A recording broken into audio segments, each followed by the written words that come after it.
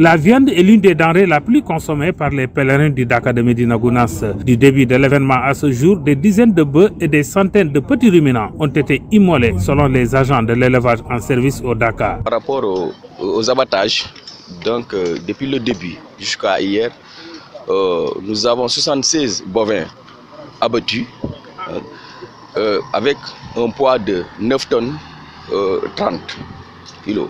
Si on valorise ça, on a 27 millions 90. Pour les petits ruminants, du début jusqu'à là, pour les 4 jours, donc nous avons abattu 146 petits ruminants.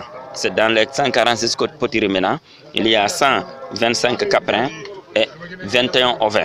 En termes de poids, donc il y a 1379 kg, c'est-à-dire 1 tonne 379 kg. En termes de valeur, donc ça va faire 4 493 000 francs CFA.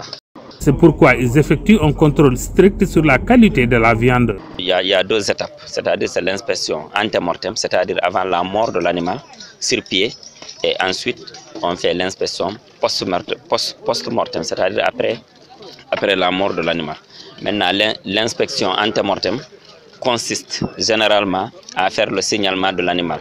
Donc ça va nous permettre non seulement de connaître l'origine de l'animal. Il veille également sur les abattages clandestins.